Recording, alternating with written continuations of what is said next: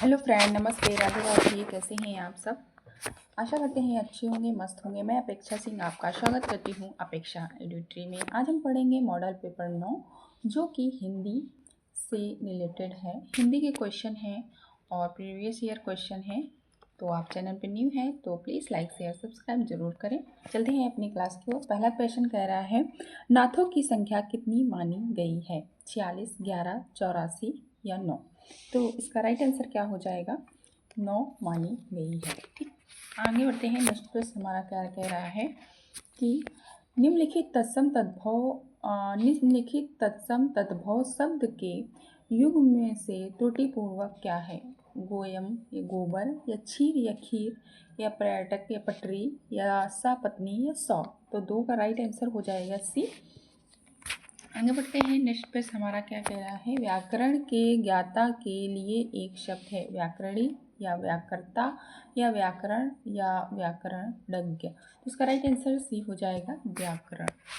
ठीक, आगे बढ़ते हैं। चौथा प्रश्न हमारा कह रहा है, बढ़ा चढ़ा कर कहने के लिए एक शब्द क्या होगा? जो चीज़ कुछ बढ़ा चढ़ा कर कही जाती है ना, उसे क्या कहते हैं, ये पूछ रहा है।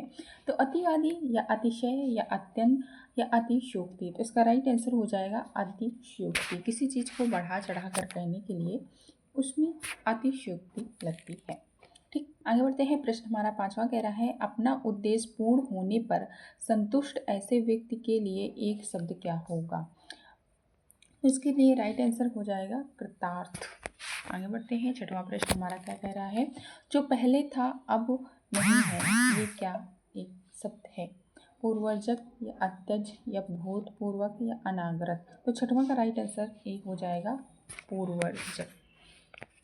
7वां प्रश्न है, चौकी का तत्सम शब्द क्या होगा? चौपाया या चतुष्पद या चतुष्पदिका या चतुष्कोण? तो 7वां का राइट आंसर सी हो जाएगा, चतुष्पादिका। 8वां प्रश्न कह रहा है, घोटक का सही तद्भव शब्द चुनिए।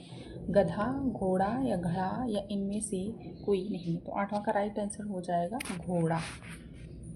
9वां प्रश्न हमारा कह रहा है, निम्नलिखित में से एक एकांकी संयुक्त परिवार की समस्याओं को उठाया गया है। अधिकार का रक्षक या बहने या सूखी डाली या तौलिया? तो इसका राइट आंसर 9 हो जाएगा, सूखी डाली। प्रश्न 10वां कह रहा है, इनमें से कौन शिशु संवेदन की कहानी नहीं है? नादान दोस्त, चोरी, कंजाकी या दो सखियाँ? तो 10वां का राइट आंसर डी हो जाएगा, दो सखियाँ।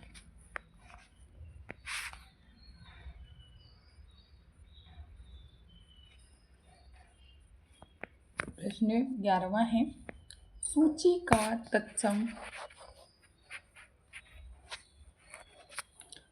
का तद्भव शब्द क्या होगा? सूचना या सुई या क्रम संख्या या इनमें से कोई नहीं? तो 11 का राइट आंसर हो जाएगा, सुई। 12वां प्रश्न हमारा कह रहा है, किसी समास के पद संख्यावाची तथा अंतिम पद संज्ञा हो, वो क्या होगा? द्वंद्व समास, तत्पुरुष समास या द्विगु समास या अव्ययी समास? तो 12 का राइट आंसर सी हो जाएगा, द्विगु समास। प्रश्न नंबर 13 कह रहा है, निम्नलिखित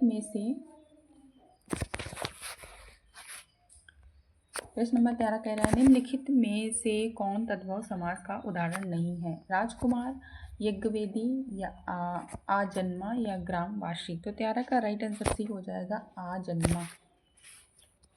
अंधा कुआं किसकी नाटक कृति है? धर्मवीर भारती की, लक्ष्मी नारायण लाल की, मोहन राकेश की या सुरेंद्र वर्मा की? 14 का राइट आंसर बी हो जाएगा, लक्ष्मी नारायण लाल जी की है। आल्हा और ऊदल किस राजा के सामंत थे? परमाल के, जगनिक के, कीर्तिदल के या औरंगजेब के? तो 15 का राइट आंसर ए हो जाएगा, परमाल के थे। 16वां का राइट आंसर कह रहा है, 16वां क्वेश्चन कह रहा है, भारतीय काव्यशास्त्र में रसगत दोषों की संख्या कितनी मानी गई है? इसकी रसगत दोषों की 5, 10, 25 या 20? तो 16 का राइट आंसर हो जाएगा बी।